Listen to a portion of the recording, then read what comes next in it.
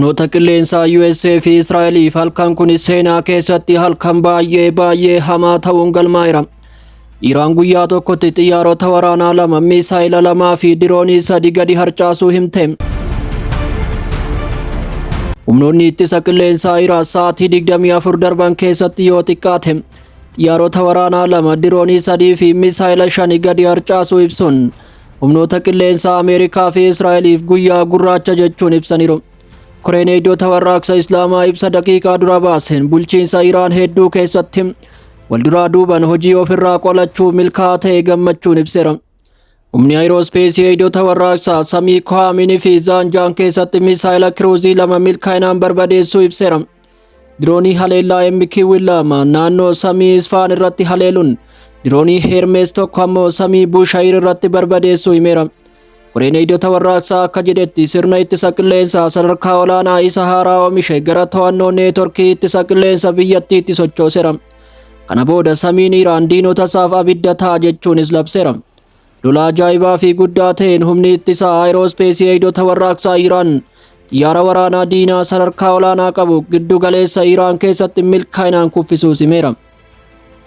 Akkasumas raayyaan ittisa biyyaa Iraan xiyyaara waraanaa Ameerikaa A-10 Warthog jedhamtu bishaan kibba biyyattii naannoo Strait of Hormuz irratti rukutee kuffisuu himeera.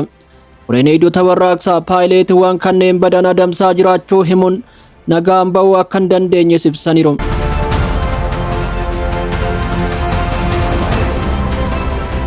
Waraanni Ameerikaa fi Iraan gidduu jiru sadarkaa balaadhaaf olaanaa ta'een itti fufeera. Sababni isaas tattaaffii guddaan dhukaasa dhaabuu mirkaneessuuf taasifamaa ture kufeera. Dhiibbaan dippiloomaasii Paakistaaniin durfamu daandii du'aarra ga'uusaa gabaasni Zawaal Street Joornaal ni mul'isa. Giddugaleessitoonni akka jedhanitti Iraan marii qondaalota Ameerikaa waliin Islaamabaad keessatti karoorfame irratti hirmaachuu diddeetti. Teheraan ifatti ibsuun gaafii Waashingten fudhataman qabu jetteetti. Gama biraatiin biyyoonni akka Turkii fi Masrii ammas haala kana baraaruuf yaalaa akka jiran himameera. Magaalota akka Do'aa fi Istaanbul keessattis marii haaraan tilmaamamaa akka jiru himameera. Kana malees yaadonni haaraawwan labdee kana cabsuuf mari'atamaa jiraachuun dhagahameera. Kana dura pireezidaantiin Ameerikaa Doonaald Tiraamp Iraan dhukaasa dhaabuu akka gaafatte himaniiru. Iraan garuu daftee dubbii kana haaluun ibsa kenniteen kuffifteetti. Jalqabarraa kaasee Iraan walitti bu'iinsa kana xumuruuf haalduree ishee kaa'atteetti. Isaan keessaa beenyaa maallaqaa waraanni Ameerikaa guutumatti baha giddu galeessaa keessaa akka ba'uuf gara fuulduraatti haleellan akka hin raawwatamne wabii idil addunyaa argachuu kan dabalatudha. Gama biraan tarkaanfiin dippiloomaasii guddaa fudhatanii Vilaadimiir Puutiin Rasiib Xaayib Erdohaan waliin ta'uun baha giddu galeessaa keessatti dhukaasni hatattamaan akka dhaabbatu gaafataniiru.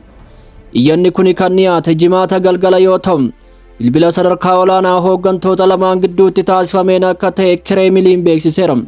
Waraanni itti fufee jiru kun ji'a tokko dura haleellaa USA fi Israa'el Iraan irratti raawwataniin kan jalqabe yoo ta'u, saffisaan gara wallabdee naannoo bal'aatti guddachuun akkasumas diinagdee addunyaa raasuun lubbuu namoota miliyoonaan lakkaa'amanii miidheera. Hooggantoonni lamaan lola kana dhaabuun mariin akka taasifamu hatattamaan gaafataniiru. Akkasumas dhiibbaa uumuun barbaachisaa ta'uu dubbataniiru. Kana malees waliigalteen araaraa faayidaa biyyoota dhimmicha keessa jiran hunda kabajuu akka qabus gaafataniiru. Tarkaanfii waraanaa itti fufuun baha giddu galeessaa miidhuu qofa osoo hin taane bu'aa hamaa addunyaa irrattis akka geessisu Kireemiliin akeekkachiiseera. Rakkoon Strait of Hormuz keessatti mudate saffisaan hammaataa kan jiru yoo ta'u, wallabdeen Iraanii fi Ameerikaa gidduu jiru sadarkaa haaraa balaafamaarra gaheera.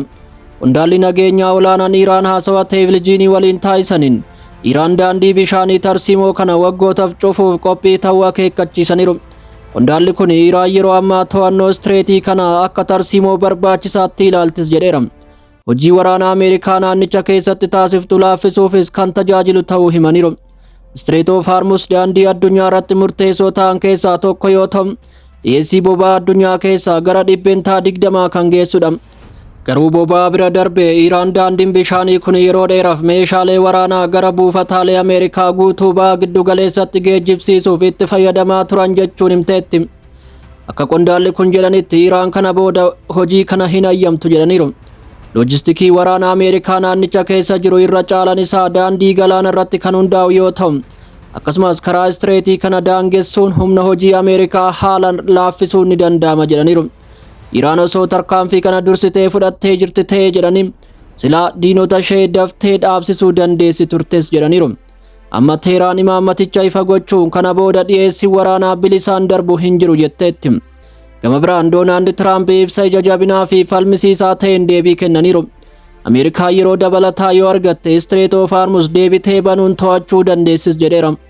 Tiraamp barreeffama Truth Social irratti barreessanii USA'n Strait banuun boba'aa Iraan kana fudhattee qabeenya horachuu dandeessi jechuun wallabdee kana xumuruuf dhiibbaan dabalaa dhufuun dhimmi kun ejjennoo cimaa akka ta'e ibsaniiru. Yaa ta'u malee humni waraanaa Iraan loltoonni Ameerikaa biyya Iraan irra ejjetan kamiyyuu lubbuun akka nafne akeekkachiiseera. Waraanni itti fufee jiru kun dhuma baatii gurraandhalaa keessa haleellaa xiyyaara Ameerikaa fi Israa'el waliin taasisaniin kan eegale yoo ta'u, kanaan dura gabaa addunyaa raaseera. Gatiin boba'aas dabalaa jira. Mirkanaa'uu dhabuun diinagdee addunyaa keessattis babal'ateera. Streitii bu'aa qabeessa ta'e cufuu fi gamni lachuu duubatti deebi'uu diduu isaatiin haalli jiru baay'ee hamaa ta'eera. Wanti itti aanee dhufu dhiyeessii anniisaa addunyaa madaallii waraana bahaa giddu galeessa fi egeree wallabdee guddachaa jiru kanarra irra deebi'ee bocuu danda'a jedhamee eegameera.